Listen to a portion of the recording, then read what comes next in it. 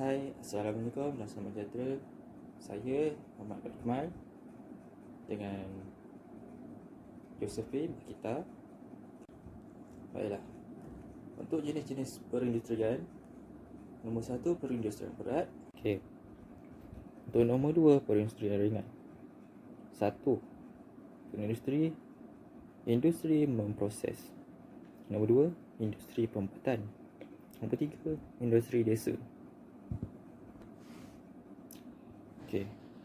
Ia melibatkan pemprosesan hasil-hasil pertanian, gelembungan, pembalakan dan perikanan. Juga industri yang maju kerana Malaysia kaya dengan pelbagai bahan mentah dan bahan mentah diproses sebelum dieksport dengan tujuan untuk tingkatkan mutunya. Okey, untuk contohnya pula, kayu balak diproses menjadi perabot, papan lapis dan papan gergaji. Nombor 2, kelapa sawit diproses menjadi minyak, sabun dan margarin. Dan nombor 3, nanas dijadikan jus nanas dan ditinkan. Nombor 4, getah diproses menjadi getah kepingan atau getah scrap. Okey. Untuk permulaan industri ringan, iaitu industri desa, dijalankan secara kecil-kecilan di kawasan luar bandar. Jenis perindustrian yang paling awal di Malaysia dijalankan di rumah atau kedai oleh ahli keluarga dan beberapa orang pekerja rumahan. Hasilnya dijual sebagai cenderamata kepada pelancong. Dan nombor 5, terkenal di Kelantan dan Sabah. Antara contohnya, membuat tikar atau bako daripada engkuang, rotan atau buluh.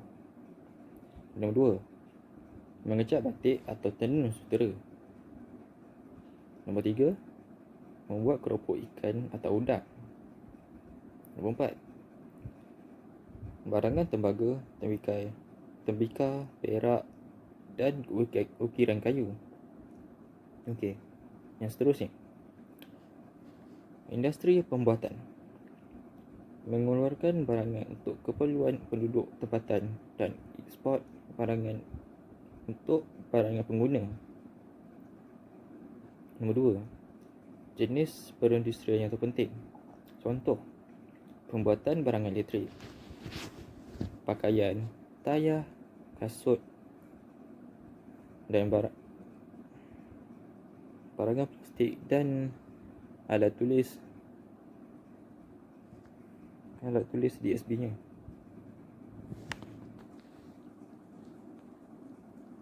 Silap, hanya alat tulis.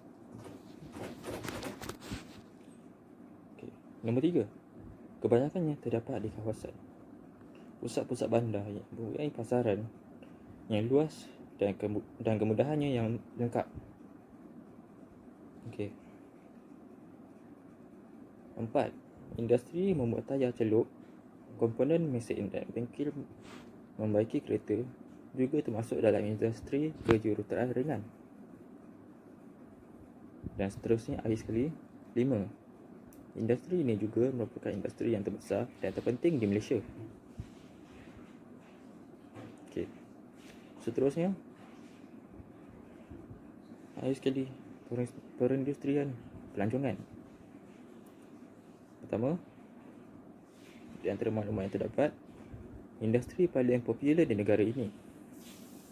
Nombor 2, pelancongan membawa kemajuan kepada kawasan-kawasan yang mundur seperti Pulau Pangkor, Pulau Tioman, Pulau Langkawi, Rantau Wabang, Desaru dan lain-lain. Okey. Seterusnya, nombor 3, sektor-sektor lain seperti hotel, restoran, taman rekreasi, perkhidmatan turut berkembang juga. Dan seterusnya, nombor 4, Perbadanan Kemajuan Pelancongan TDC ditubuhkan untuk merancang dan melaksanakan program-program pelancongan di dalam dan di luar negeri. Dan nombor 5, faktor-faktor yang menggalakkan perkembangan industri pelancongan.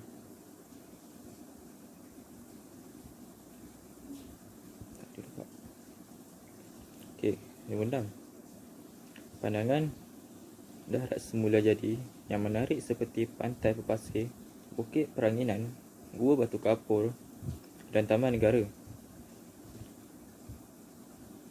Okay. Nombor 7, Malaysia mempunyai penduduk berbilang kaum yang kaya dengan pelbagai kebudayaan dan perayaan.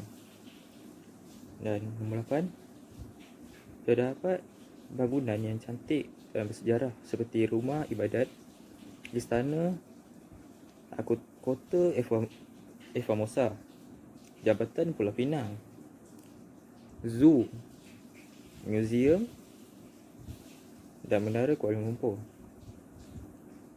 Okey, nombor 9, negara kita kaya dengan pelbagai jenis makanan untuk dinikmati oleh para pelancong seperti nasi lemak,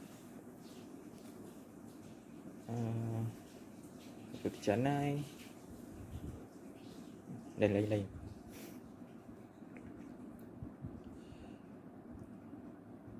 Okey, nombor 10, terdapat kemudahan seperti hotel, pusat beli belah, agensi pelancongan dan sistem pengangkutan dan perhubungan yang baik. Saya membentangkan faktor perkembangan industri di Malaysia. Nombor 1, kalangan kerajaan. Kalangan pelaburan seperti mengecualikan cukai pendapatan dan cukai input. Nombor 2, kestabilan politik dan ekonomi. Ini menggalakkan pelaburan terutamanya dalam sektor perkilangan yang mempunyai daya mengeluaran yang tinggi. Nombor 3, pertambahan pelaburan langsung asing. Kemasukan FDI yang banyak ke sektor berkilangan meningkatkan keupayaan mengeluaran dan jumlah keluaran. Nombor 4, perkembangan industri sokongan. Sokongan industri kewangan telah menambahkan modal pinjaman kepada sektor berkilangan. Berkembangan jaringan mengangkutan yang baik juga mengalahkan perkembangan sektor berkilangan.